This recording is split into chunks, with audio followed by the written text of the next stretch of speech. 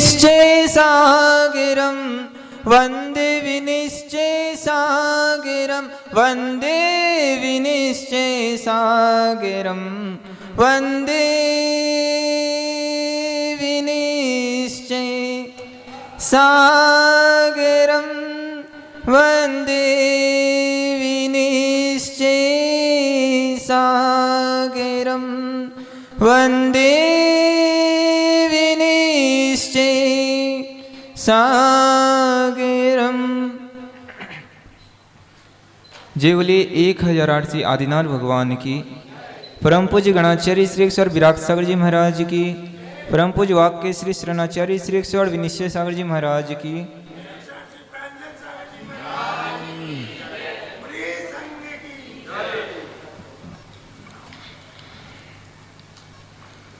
कहाँ तक हो गया था?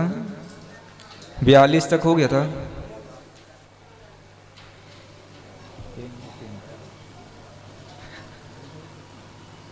कल वाला मेरे पास है।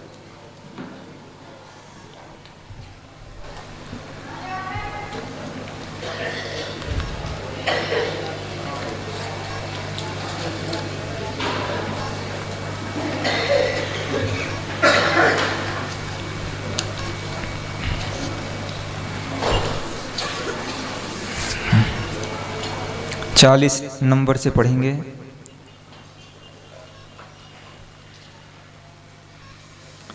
कल्पान्ते काले पवनोद्धत वह्नि कल्पं दावानलं जलितमुज्ज्वलमुत्स्फुलिङ्गं विश्वं जिगस्सुमिव सम्मुखे मापतन्तं तन्नामे कीर्तनजलं समयत्यशेषं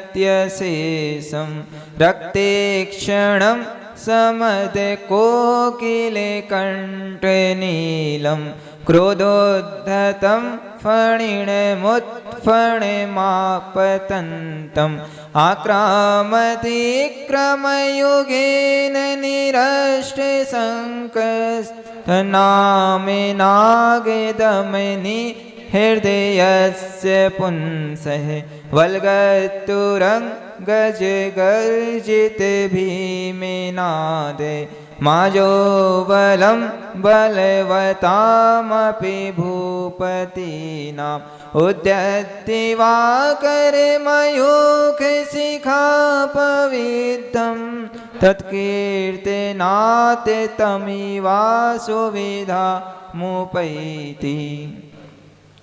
43 नंबर काव्य सर्व शांतिदायक काव्य है। आपको अगर शांति चाहिए है तो इस काव्य का उच्चारण, इस काव्य का जाप करना चाहिए।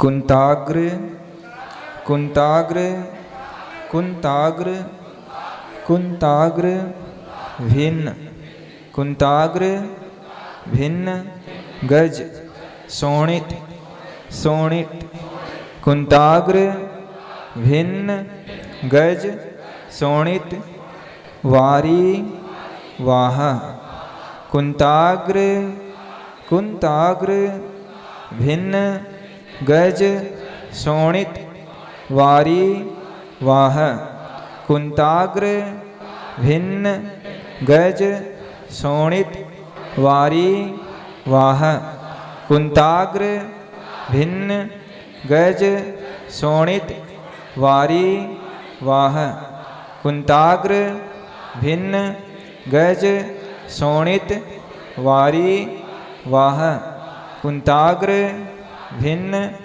गज शोणित वारी वाह कुंताग्र भिन्न गज शोणित वारी वाह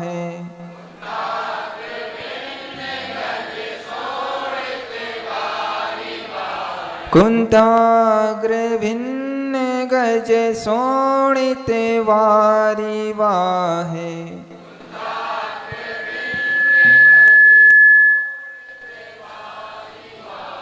कुंताग्र भिन्न गज सोणित वारी वाहे।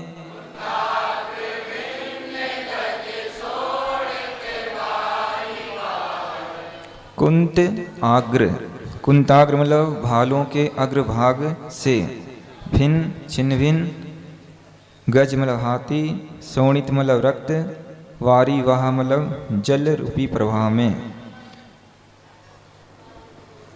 वेगावतार, वेगावतार, वेगावतार, तरणातुर, तरणातुर, वेगावतार, तरणातुर, योध भीमे।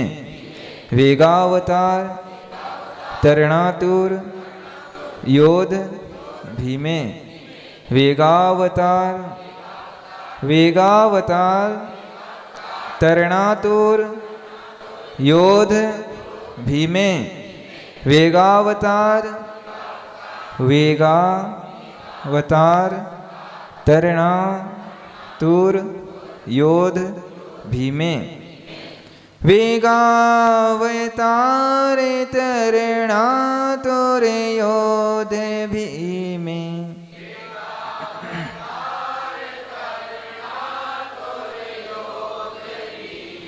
वेगावतार, तरणातुर, योध भीमे।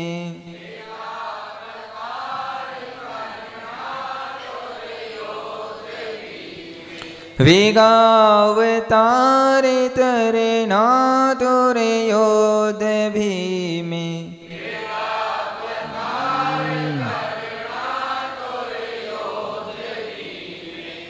वेग से उतरे हुए, वेगावतार। अवतार मतलब जन्म लेना, वेग यानी कि जोश में, तरणातुर तैरने के लिए आतुर, योध भीमे योद्धाओं के कारण, भीमे भयंकर।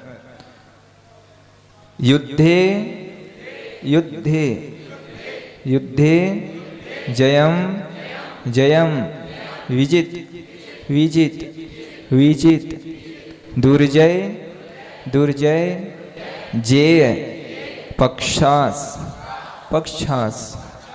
युद्धे जयम, विजित, दुर्जय, जेय, पक्षास। युद्धे जयम, विजित, दुर्जय, जेय, पक्षास। युद्धे जयम, विजित, दुर्जय, जेय, पक्षास। युद्धे जयम, विजित, दुर्जय, जेय, पक्षास। युद्धे जयम, विजित, विजित, दुर्जय, जेय, पक्षास। युद्धे जयम, विजित, दुर्जय, जेय, पक्षास। युद्धे जयम, विजित,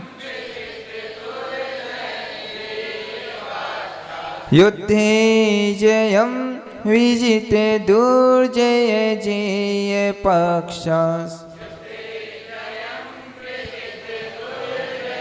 पक्षास। युद्धे जयम, विजित, दुर्जय, जेय, पक्षास।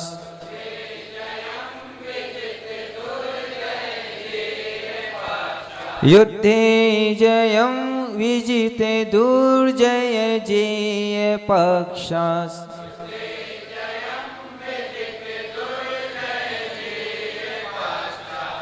युद्धे मतलब युद्ध में, जयम मतलब विजय, विजित जीतने के लिए, दुर्जय कठिन, जे जिसको जितना कठिन है ऐसे, पक्षास यानी कि विरोधी पार्टी को, पक्षास मतलब जो विपरीत पक्ष में है उनको।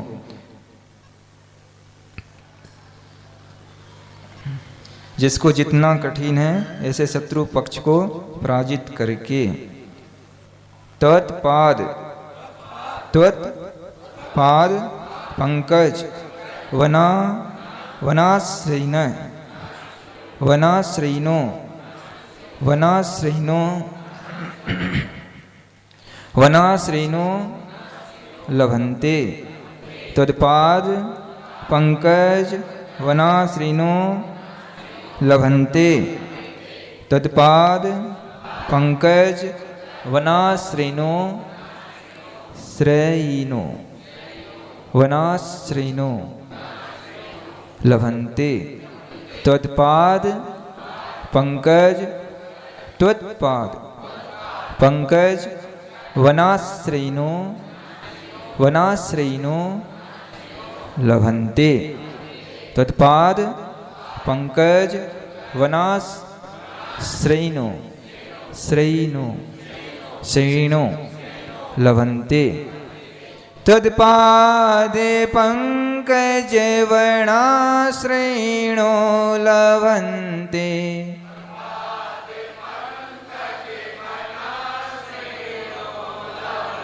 तत्पादे पंकज वनाश्रयिणो लभन्ते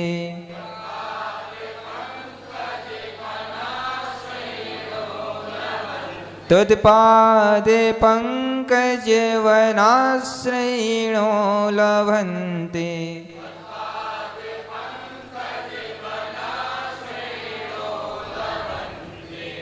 तत्पाद यानी कि आपके चरण रूपी पंकज यानी कमल, आपके चरण रूपी कमल वन आश्रयिनो आश्रयिन वन का आश्रय लेने वाले पुरुष लभन्ते प्राप्त करते हैं, यानी कि जिसको जितना जितना बहुत मुश्किल हो उसको भी सहजता से वो जीत जाते हैं जो आपके चरण कमल की शरण में आ जाते हैं। एक बार पढ़ेंगे। कुंताग्रे भिन्न गज सोणित वारी वाहे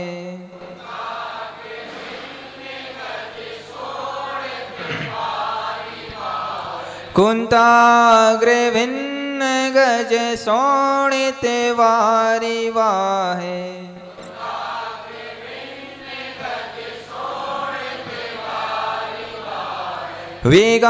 वेगावतारे तरणा तुरे योध भीमे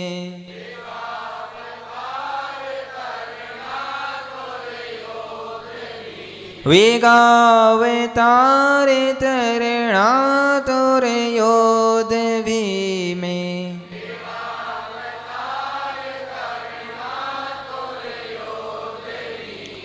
युद्धे जयं विजिते दुर्जय जेय पक्षास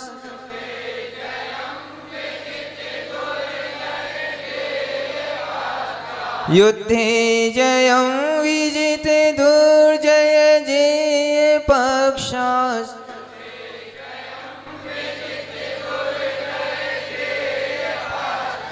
त्वत्पादे पंकज वनाश्रयिनो लभन्ते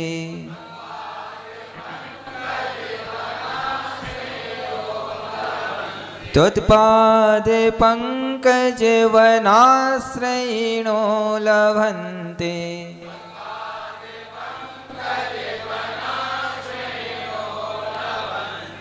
बोलिए सभी को एक साथ।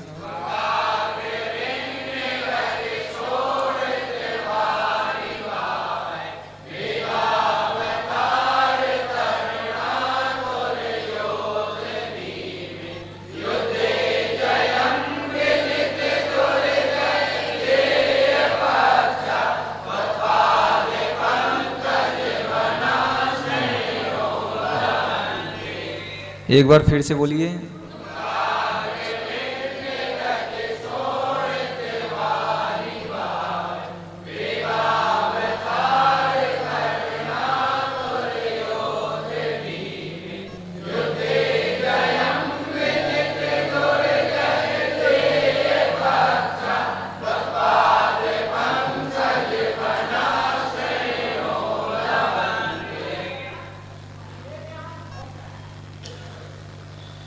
चौवालीस नंबर काव्य।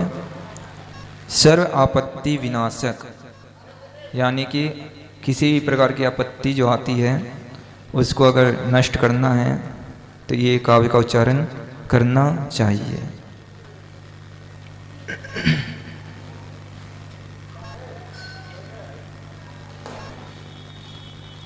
अम्भो अम्भो निधो अम्भो निधो अम्भो निधो अम्भो निधो अम्भो निधो अम्भो निधो अम्भो अम्भो निधो अम्भो निधो अम्भो निधो छुवित छुवित छुवित भीषण भीषण भीषण छुवित भीषण छुवित छुभित छुभित भीषण भीषण नक्र नक्र चक्र नक्र चक्र अम्भो निधो छुवित भीषण नक्र चक्र अम्भो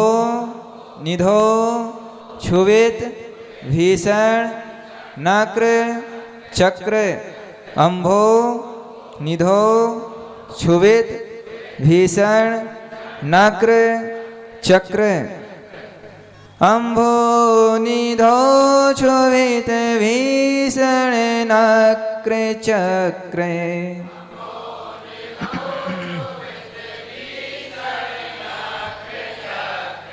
अम्भो निधो छुवित भीषण नक्र चक्र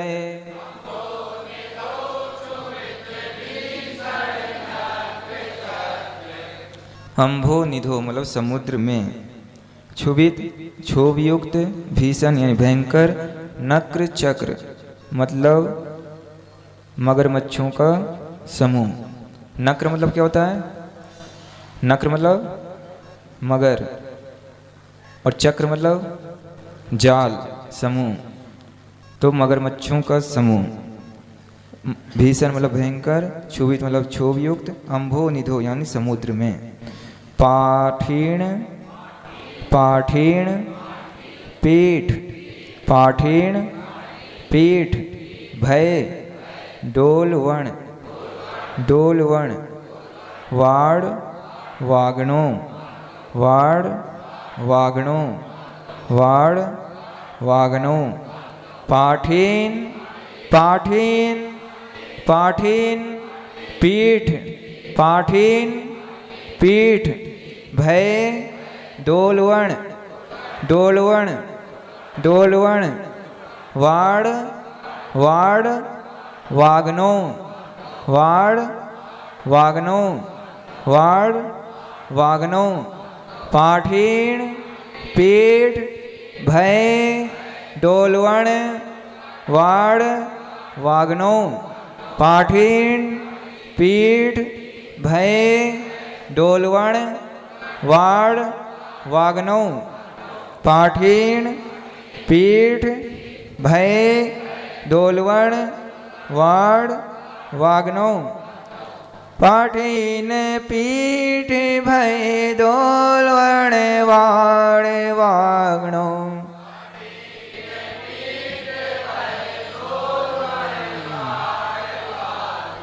पाठीन पीठ भय डोलवण वाड़ वागनो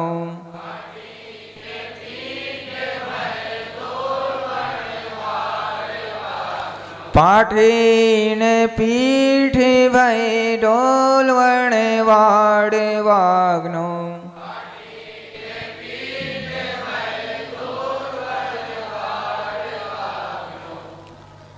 मछली का पर्यायवाची नाम है पाठीन। क्या है? पाठीन मतलब मछली। पीठ यानी कि उसकी जो पीठ होती है उसकी टक्कर से भय डोलवन भय को उत्पन्न करने वाली और भयानक। वाड़ वागनो बड़वा नल की अग्नि, एक दावा नल की होती है और एक बड़वा नल की, और एक क्या जठराग्नि। बड़वानल की अग्नि पानी को कहते हैं, पानी में जो आग लग जाता है, और दावानल लकड़ी में जो आग लग जाता है, और जठरानल पेट में आग लग जाता है, और उद्राग्नि जठराग्नि को ही कहते हैं।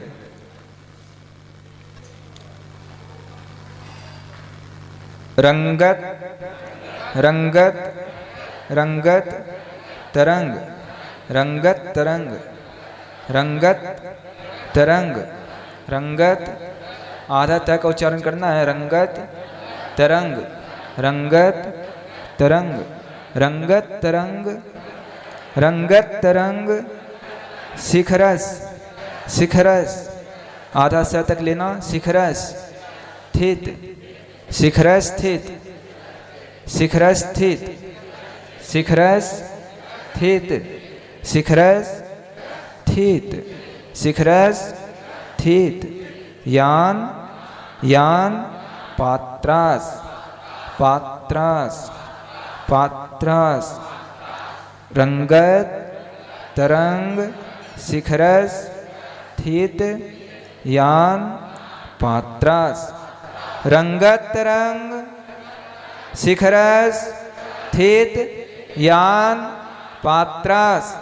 रंगत तरंग शिखरस स्थित यान पात्रास।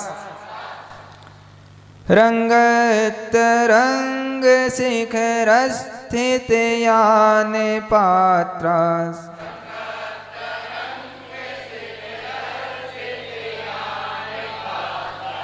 रंगत तरंग शिखरस स्थित यान पात्रास।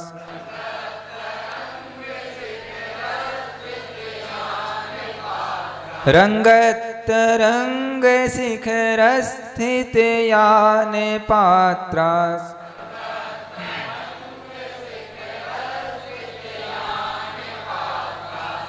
यानी कि रंगत तरंग लहराती हुई लहरों के शिखर स्थित अग्रभाग पर स्थित यान पात्रास जहाज वाले प्राणी।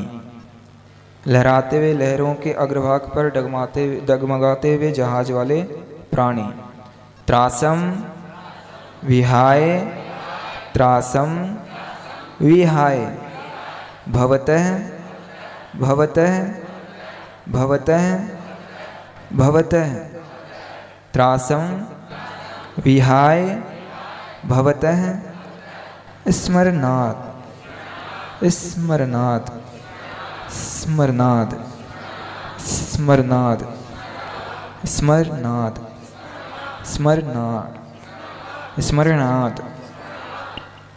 व्रजंती, व्रजंती, व्रजंती। स्मरनाद, स्मरनाद, स्मरनाद। व्रजंती। स्म, स्म, स्म, स्म, स्म। स्व बोलते, स्व बोलते, स्म, स्म। रणाड, स्म रणाद, स्मरणाद, स्मरणाद। व्रजंती। त्रासं विहाय भवतः स्मरणाद व्रजन्ति।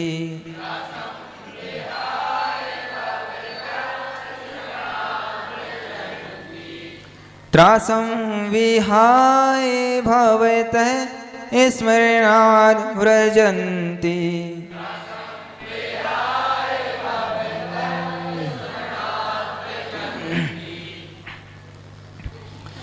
त्रासं विहाय भवतः स्मरणाद व्रजन्ति।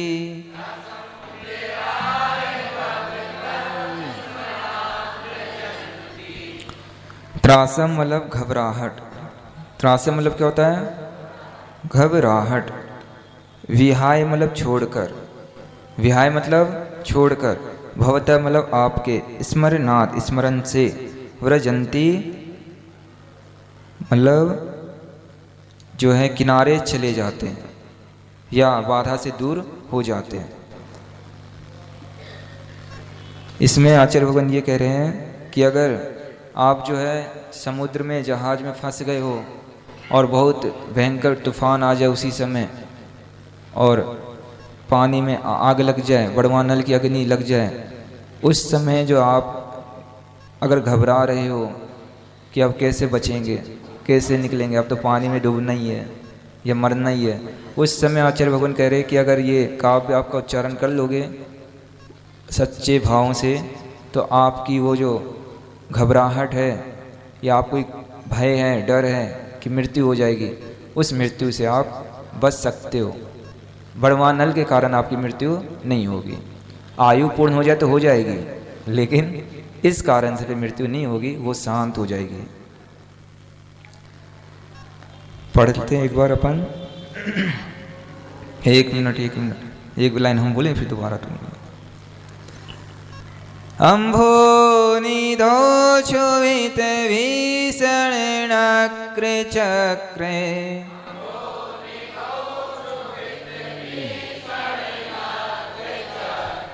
अम्भो निधो क्षोभित भीषण नक्र चक्रे,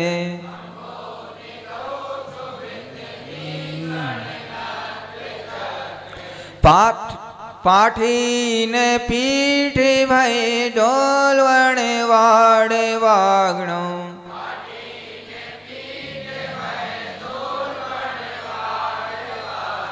पाठीन पीठ भय डोलवण वाड़ वागणो,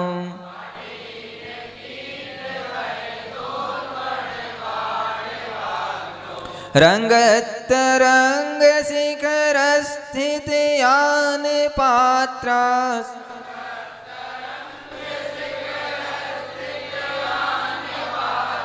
रंगत रंग शिखर स्थित यान पात्रास,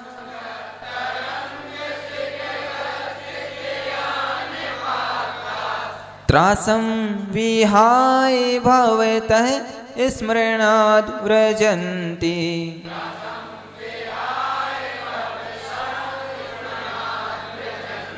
त्रासं विहाय भवतः स्मरणाद् व्रजन्ति,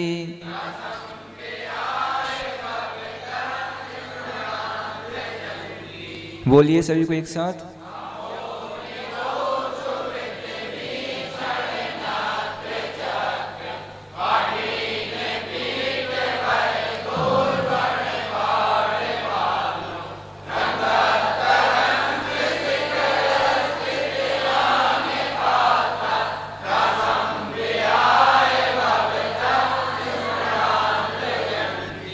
फिर से बोलिए।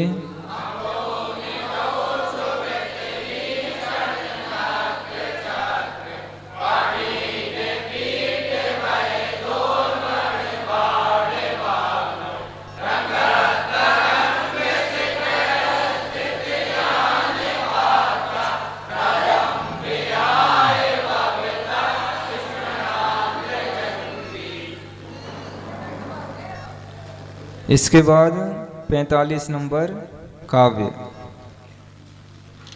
उद्भूत उद्भूत भीषण, उद्भूत भीषण, उद्भूत उद्भूत उद्भूत भीषण, उद्भूत भीषण, जलोदर जलोदर, भार भुग्नः, उद्भूत उद्भूत भीषण, जलोदर, भार भुग्नः, उद्भूत भीषण, जलोदर, भार भुग्नः, उद्भूत भीषण, जलोदर, भार भुग्नः।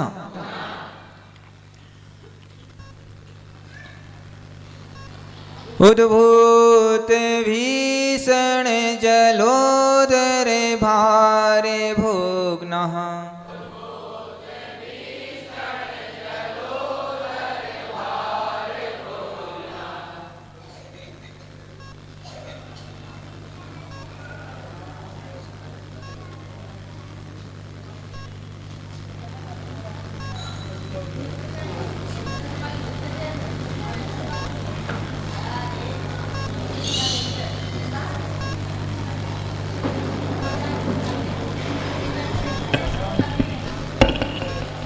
उद्भूत भीषण जलोदर भार भुग्नः। उद्भूत भीषण जलोदर भार भुग्नः। उद्भूत भीषण जलोदर भार भुग्नः।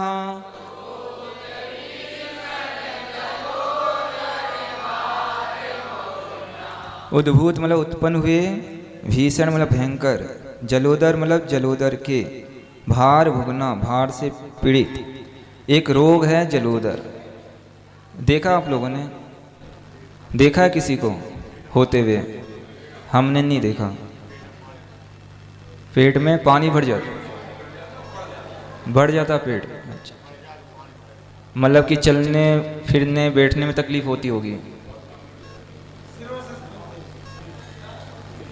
तो वो एक प्रकार का पेट का रोग है। तो उसका जो है इसमें समन होता है इस काव्य को पढ़ने से। शोच्याम शोच्याम शोच्याम शोच्याम शोच्याम शोच्याम शोच्याम दशा शोच्याम दशा शोच्याम दशा मूपगतास मूपगतास गतास च्युत च्युत जीवितासः जीवितासः।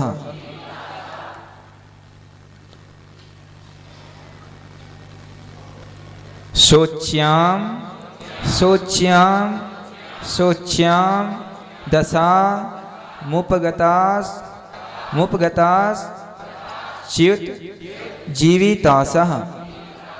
शोच्याम दशामुपगताश्च्युत जीवितासः।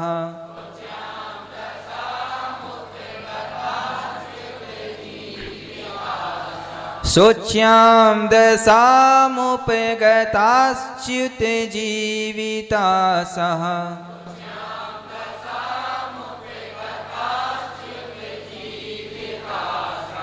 शोच्याम दशामुपगताश्च्युत जीवितासः।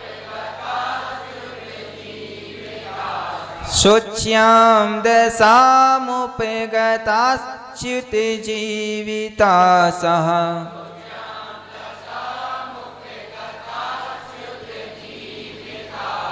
शोच्याम दशामुपगताश्च्युत जीवितासः।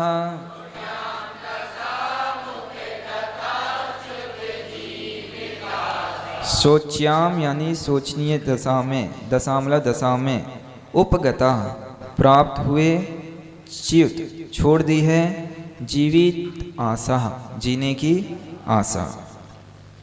अब रोग हो गया है तो सोच रहा है ठीक कैसे होगा, हो ही नहीं सकता। कोई कह दे कि इसका कोई रोग का इलाज नहीं है तो अपने जीने की आशा छोड़ देता है। ऐसा व्यक्ति भी जिन्हें भगवान का नाम स्मरण करने से, उनके चरण में आने से ऐसे भयंकर रोग जिसका कोई इलाज नहीं हो, उस रोग से भी छुटकारा मिल जाता है।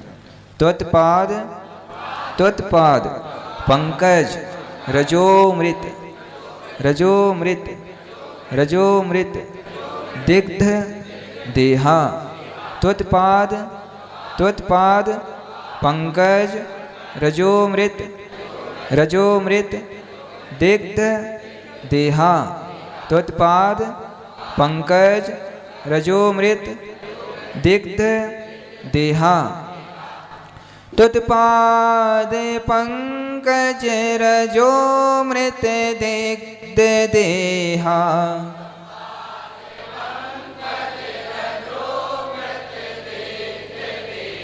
त्वत्पाद पंकज रजोमृत दिग्ध देहा।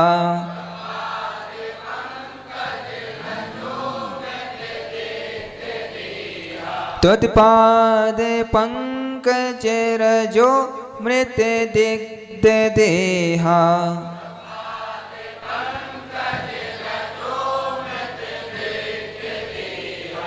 त्वद पाद पंकज, आपके चरण कमलों की रज है, रज अमृत, रज रूपी अमृत को पाकर दिग्ध देहा, देह को लिप्त करके, यानी कि अमृत से क्या करना, अपने देह को लिप्त कर लेना।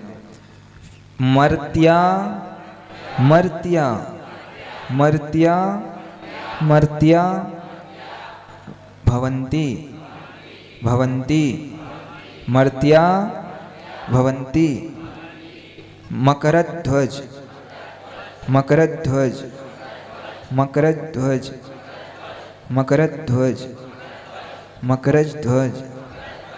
तुल्य रूपः तुल्य रूपः मर्त्या भवन्ति मकरध्वज तुल्य रूपः।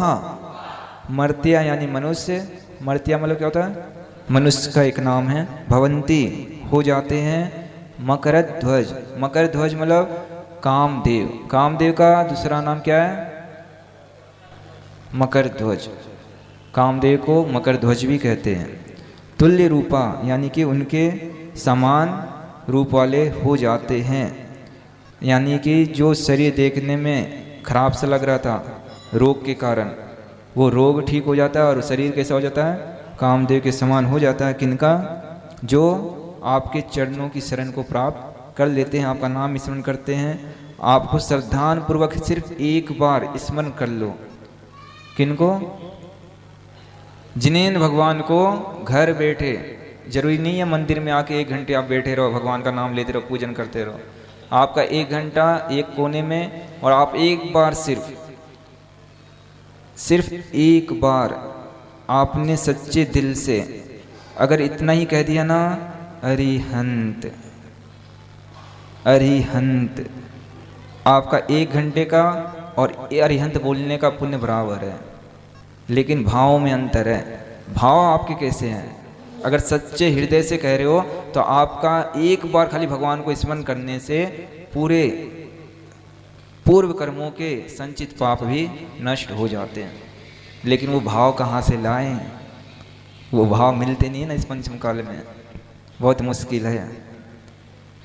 अगर वो भाव आ जाए ना तो आप ऊपर बैठोगे, हम यहीं रह जाएंगे, केवल ज्ञान को प्राप्त कर जाओगे। लेकिन वो भाव नहीं मिलते इस पंचम काल में, बहुत मुश्किल है। अगर मिल जाए तो बता देना हमें। 45 नंबर काव्य पढ़ते हैं अपन।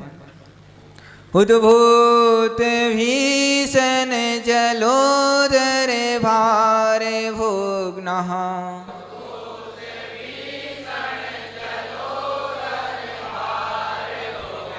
उद्भूत भीषण जलोदर भार भोग्नः,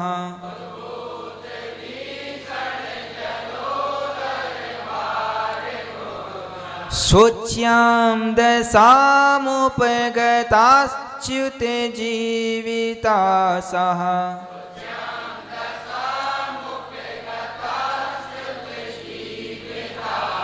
शोच्यां दशामुपगताच्युत जीवितासः,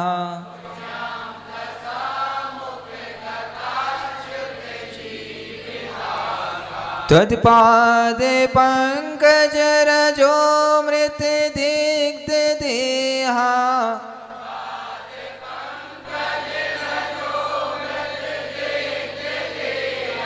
त्वत्पाद पंकज रजो मृत दिग्ध देहा,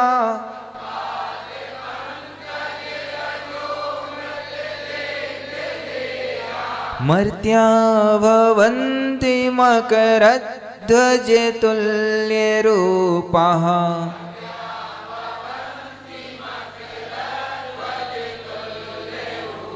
मर्त्या भवन्ति मकरध्वज तुल्य रूपः।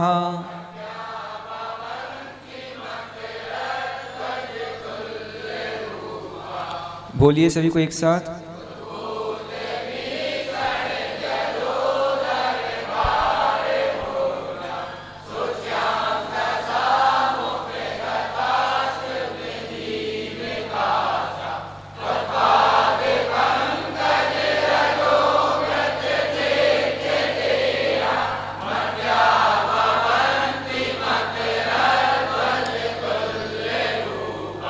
फिर से बोलिए।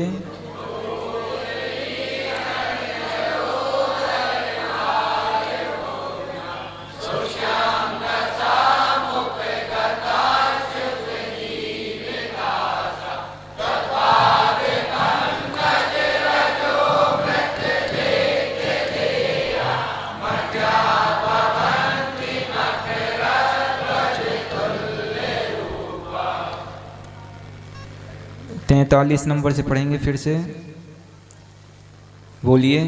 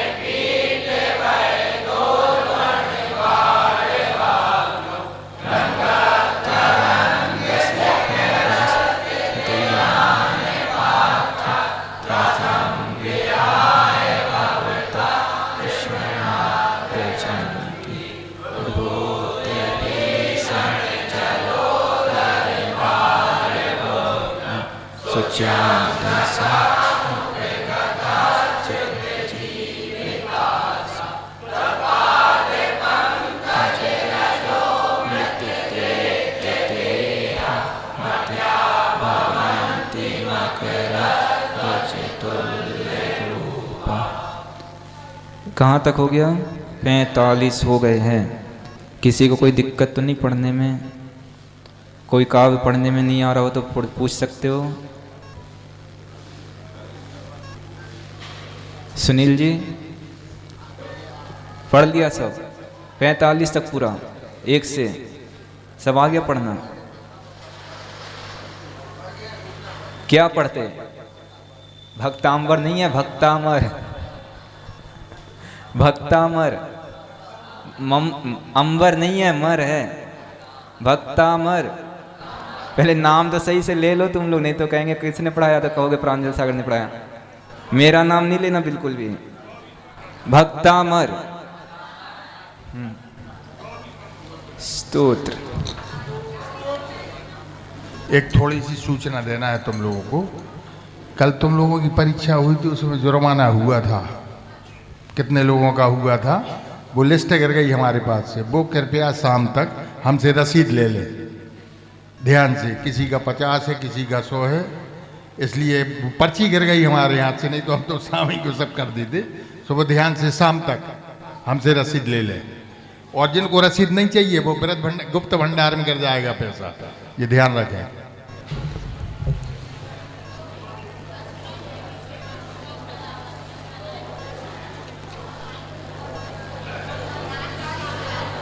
कौन सा? 40 नंबर। पहले जो है 24 नंबर कर लेते अपन, क्योंकि 2-3 दिन से कह रहे हैं। 24 नंबर काव्य देखिए।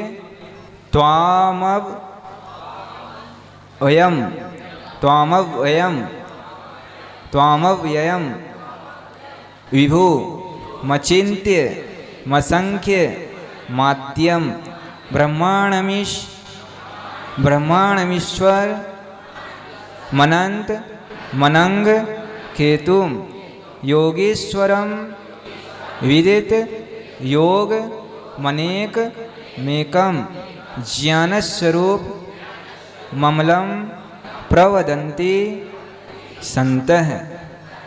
आ गया पढ़ना? जले परम पूज्य आचार्य श्री 108 विनिश्चय सागर जी महाराज की।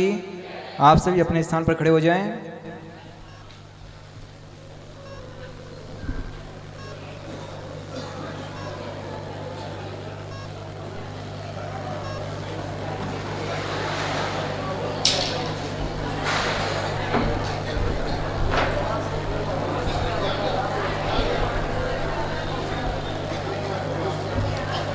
ओम नमः सिद्धेभ्यः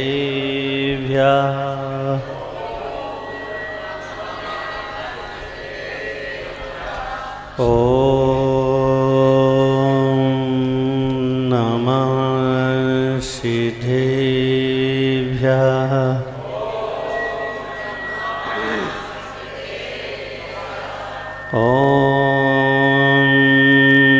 नमः सिद्धेभ्यः।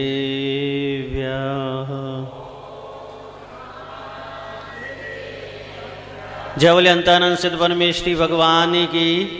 जय बोले आदि ब्रह्मा आदिनाथ भगवान की। जय बोले 1080 चिंतामणि पासनाथ भगवान की। जय बोले गुरुदेव आचार्य श्री विराक्षक जी महाराज की।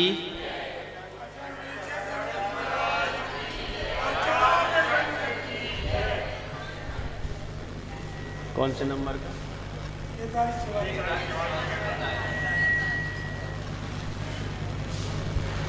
भव्य आत्माओं, कल हम भगवान महावीर स्वामी के संबंध में समझ रहे थे। किसी भी जीव की शुरुआत नहीं है,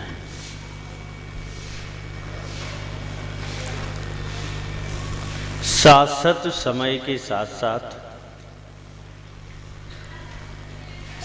हम और आप यानी जीव संसार में हैं। पर्यायों की उत्पत्ति तो निश्चित है और उसका समय निकाला जा सकता है कि कब हम नित्य निगोज से बाहर आए अथवा निगोज से बाहर आए, पुनः कब प्राप्त हुए। लेकिन ये नहीं कहा जा सकता कि कोई जीव की उत्पत्ति कब से है, क्योंकि उत्पत्ति जीव की है ही नहीं है। वह सद है, सद की कभी उत्पत्ति नहीं होती। अनादि से है और अनंत काल तक वह रहेगा। विनाश सिर्फ पर्यायों का होता है, द्रव का विनाश कभी नहीं होता। यानी अनादि से हमारी अनंत पर्यायों का विनाश हो गया और हम ज्यों के त्यों बने रहे। मिट्टी का खिलौना, अपन जब छोटे थे तो मिट्टी का खिलौना बनाते थे अपने हाथ से। ईर्षालु मित्र होते थे वो मिटा देते थे,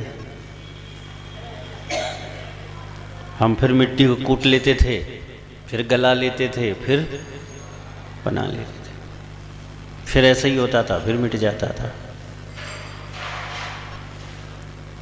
और इस खेल खेल में हमें ये समझना चाहिए था कि पर्याय तो विनाश को प्राप्त हो रही है, लेकिन ये पुद्गल द्रव जो मिट्टी रूप में है ये तो ज्यों का त्यों है, इसका विनाश नहीं हो रहा है। जब समझ में नहीं आया, अगर जब समझ में आ जाओ तो तभी बैराग हो गया होता, लेकिन दुर्भाग्य था हमारा कि नहीं आया उस समय समझ में, लेकिन आज समझ में आता है। और ये समझ में आता है कि मेरा विनाश तो कभी नहीं होना है। इसी प्रकार से भगवान महावीर स्वामी जो हुए हैं उनका जीव भी अनादि से शाश्वत संसार में भ्रमण कर रहा था। वह भी हमारी तरह ही संसार में भ्रमण कर रहा था, चार गतियों में भ्रमण कर रहा था, संसार के सुख दुखों के साथ समय व्यतीत कर रहा था। कोई अंतर नहीं है, जैसे हम कर रहे थे पंच परावर्तन कर रहे हैं, ऐसे वो भी कर रहे थे। बस अंतर इतना है उन्हें जल्दी समझ में आ गया, लोगों को देरी से समझ में आ रहा है, या किसी को और देरी से समझ में आएगा। और उस अनंत पर्यायों को पार करते करते करते पूर्वा भील की पर्याय में वो आए।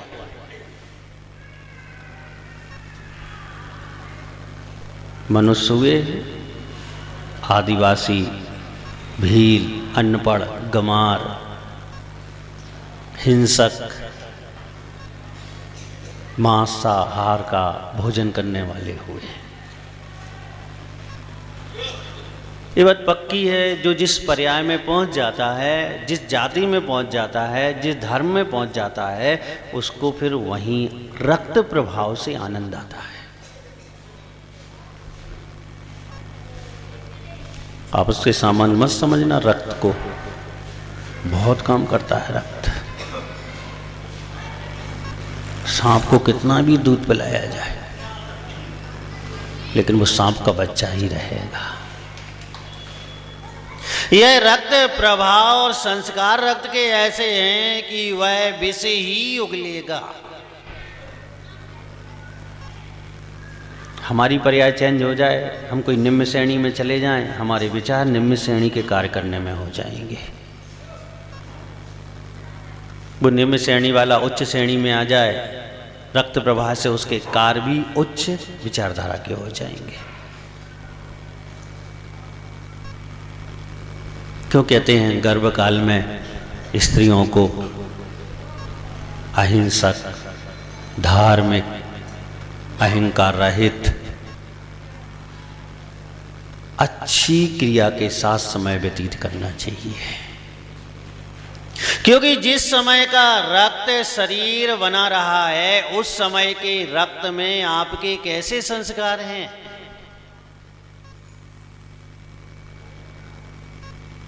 अगर हिंसा के हैं तो उसकी रगों में हिंसक रक्त प्रवाह होगा,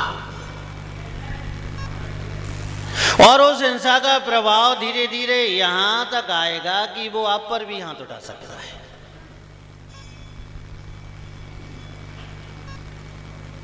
इसलिए स्त्री के लिए सबसे महत्वपूर्ण गर्भकाल है। पुरुष के लिए भी गर्भ धारण नहीं करता पुरुष, लेकिन उसके लिए भी वो कैसे पेश आए अपनी पत्नी से। अगर गाली गलौज कर रहा है तो उसका बेटा बेटी भी गाली गलौज करेगी। बिल्कुल सिद्धांतिक तौर पर ये संस्कार परिवर्तित तो होते हैं।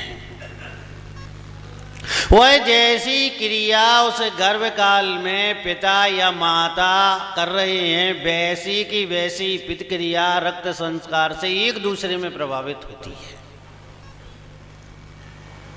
अब तो सरल है, ये सबको जानना। डीएनए करा के देख लो तो अपना और तो अपने बेटे का एक हो जाएगा, एक रहेगा। पड़ोसी से मिलाओ तो नहीं मिलेगा। ये क्या है? डीएनए क्या है? यही तो है कि आखिर आपने उस समय कैसी भावनाओं के द्वारा कैसा स्थिति बनी। और वह भील पर्याय में आए और भील जाति के कारण उनके जो भाव परिणाम थे वो भी हिंसक ही थे। क्या करें, उधर पूर्ति के लिए करना तो नहीं वही है, शिकार करना है, शिकार से मिला हुआ पदार्थ सेवन करना है। तवे आत्माओं, मांसाहार क्यों होते हैं लोग पता है आपको? मांसाहार होने में बहुत व्यवस्थित कारण है। अभक्ष का सेवन, आप जिस समय अभक्ष का सेवन करेंगे उस समय ऐसे द्रव का आश्रय होगा, ऐसे द्रव का आश्रय होगा कि जब वो उदय में आएगा वो आपको मांसाहारी बना देगा।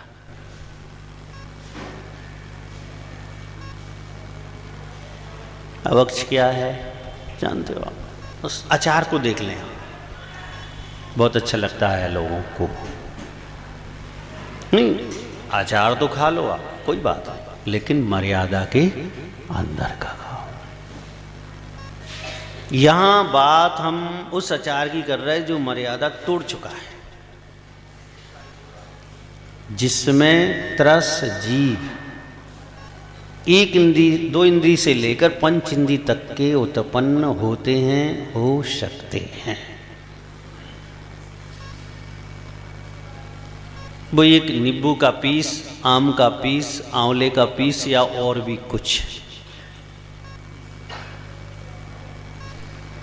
अगर किसी प्रतिक्रिया से उन्हें कबूतर बना दिया जाए तो ये जम्बूद्वीप में नहीं बनेंगे, इतने जीव हैं उसमें,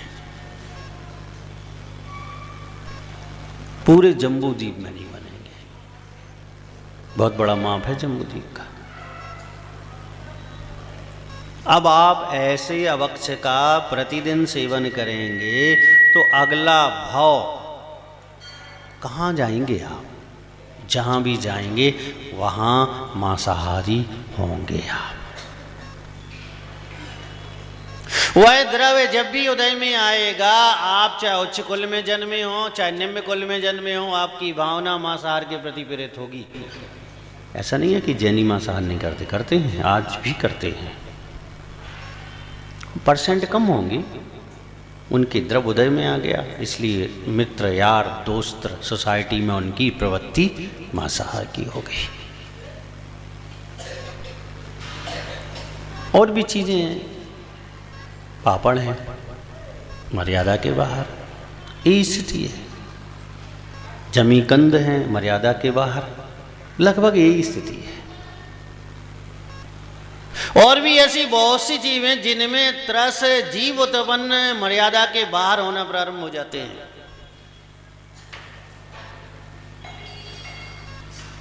भव्य आत्माओं, उस जीव ने भी ऐसी अवक्ष का सेवन पहले किया था और स्थिति उसको पुनः मिल गई कि अब उसे साक्षात पंचेंद्रिय जीवों को मारकर खाना है, क्योंकि कोई उपाय नहीं है उदर पूर्ति का, कोई बिजनेस नहीं है, कोई व्यापार नहीं है, कोई धन संपत्ति नहीं है, कुछ भी नहीं है। ऐसी स्थिति है, कर रहा है उदर पूर्ति। कर्मों का बोझ जो होता है बहुत भारी होता है। अगर पता भी पड़ जाए कि ये ठीक नहीं है, मुझे नहीं करना चाहिए, लेकिन कर्मों का बोझ वही का वही कराता है। आपको पता है बहुत सी बातें कि ये नहीं करना चाहिए, फिर भी आप करते हो कि नहीं करते हो? कौन करा रहा है? तुम्हारे सिर पे बैठा कर्म उदय। और एक ऐसा मानसिकता में दबाव बनाता है, ऐसा दबाव बनाता है कि व्यक्ति सोचते हुए भी वही की वही क्रिया में लग जाता है। आज आप सोच रहे हो कि हम जैनी हैं, मनुष्य हैं, शाकाहारी हैं। आप इस संसार की व्यवस्था को देखें। एक इंद्रिय जीव का जो शरीर होता है उसमें मांस नहीं होता। अवयव तो होते हैं लेकिन वो मांस संज्ञा उनको नहीं है। और मांस संज्ञा नहीं होने से संसारी जीव चाहे तो शाकाहारी रहकर इन चीजों से उदरपूर्ति कर सकता है। बहुत से लोग कहते हैं महाराज सब्जी खाते, वो भी तो जीव है ही, वनस्पति है, वनस्पति का एक जीव का शरीर है। सही बात है, लेकिन वो मांस नहीं है, क्योंकि मांस संज्ञा नहीं है उसमें।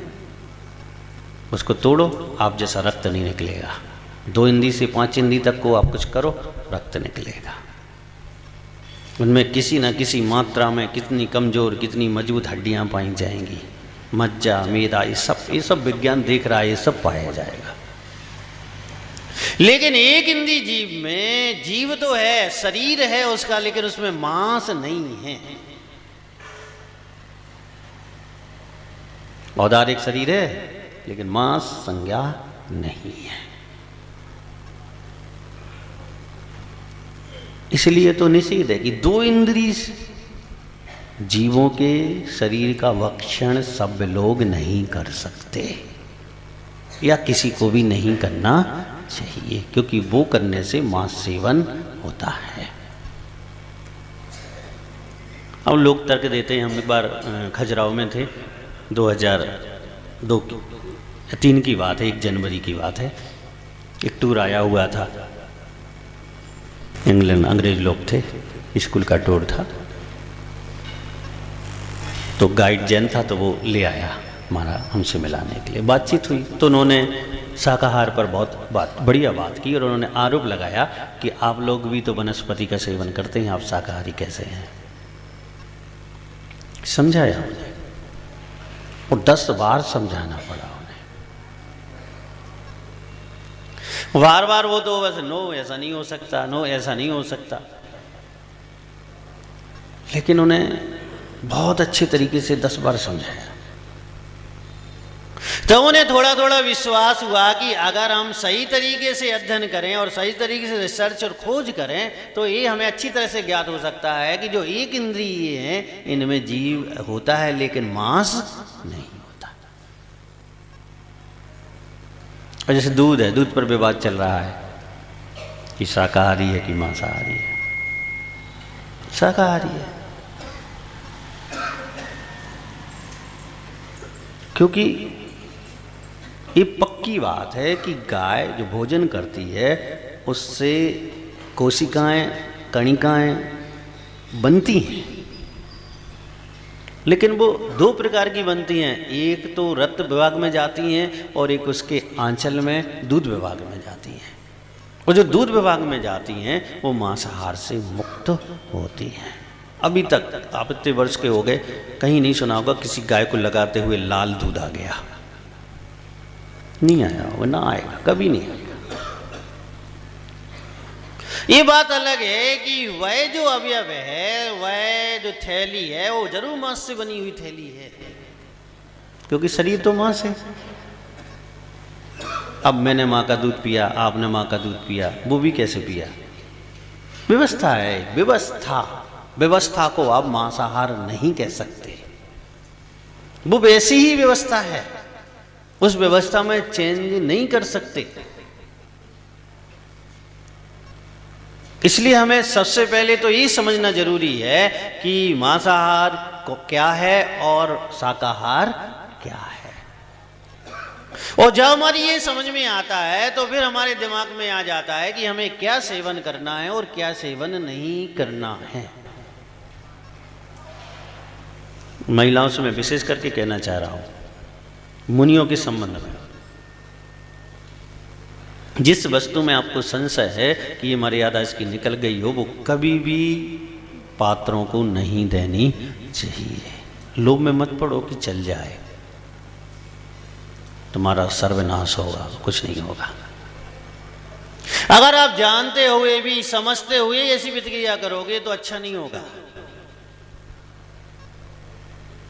इसलिए पक्का पता होना चाहिए कि आटा आज 11 बजे पिसा है तो तीसरे दिन, चतुर्मास चल रहा है, तीसरे दिन 11 बजे इसकी मर्यादा खत्म। 11 बजे नहीं, तीसरे दिन 10 बजे ही इसकी मर्यादा समाप्त मान लेनी चाहिए। बिल्कुल पक्की नहीं, ठीक है, घंटे 2 घंटे रोटी बना लो, 11:30 तो बजे हैं, प्रासुक हो जाएगा। प्रासुक नहीं होगा और अप्रासुक, उसमें रोटी बनाओगे तुरंत उसी जाति के जीव पंचेंदी तक उत्पन्न होना प्रारंभ हो जाएंगे उसमें। प्रत्येक वस्तु की मर्यादा का, जैसे दूध है, अब घैल ले लें तो घड़ी मिलाओ कितने बजे लग रहा है, उसके पहले यानी 48 मिनट के पहले तक क्या होना चाहिए? गर्म, छान के गर्म होना चाहिए। गर्म नहीं होना चाहिए, ध्यान रखना, क्या करके? छान के गर्म होना, कपड़े से छान के, छन्नी से छान के नहीं। किससे छान के? हाँ, स्टैंडर्ड हो गया, छन्नी से छान लो। आदमी निकल जाए उस छन्नी से बाहर है, उसे तुम दूध छानोगे? हाँ,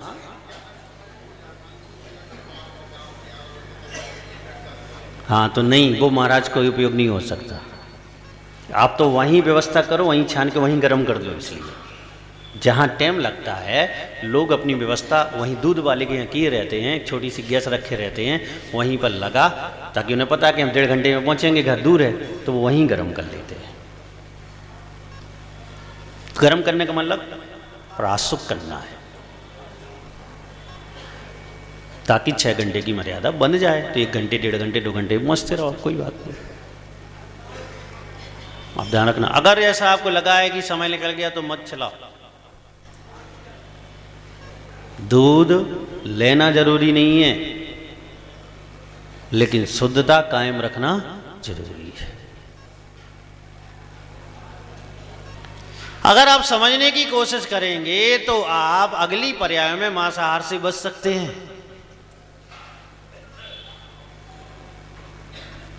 जैन दर्शन एक रिसर्च दर्शन है। आपकी रसोई में रोज प्रैक्टिकल होते हैं। अब आप जानते नहीं हो, समझते नहीं हो, समझ नहीं पाते कि यहाँ विज्ञान चल रहा है। आपने अवक्ष वस्तु बगाड़ दी, कितने जीवों का विनाश कर दिया। विचार करके देखो।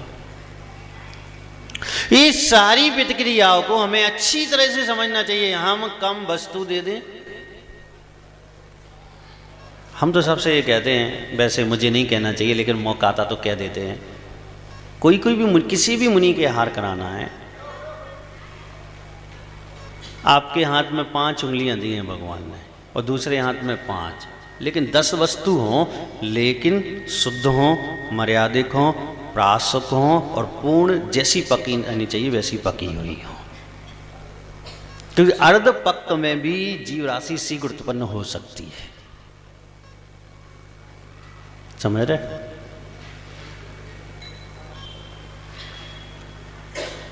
आप कम करो, ज्यादा करने की जरूरत कहाँ है। अब आप क्या करते हो, इतना ज्यादा कर देते हो कि हम लोग कन्फ्यूज हो जाते हैं। अब सुनाई नहीं देता क्या बोल रहा है, जे जे जे जे जे, कन्फ्यूज हो जाते हमारे तो। अब समस्या है, निकालो, कुछ नहीं लेते हो महाराज। अरे क्या करें, पूरा घर खा के आए का दवा। अब पेट ही तो भरेगा,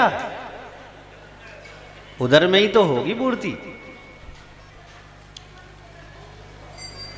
और फिर बिना विवेक की भक्ति है, अरे महाराज कछु लाओ ही नहीं, तो क्या करेंगे थे भैया, कछु बचन कुंभकर्ण थोड़ी है।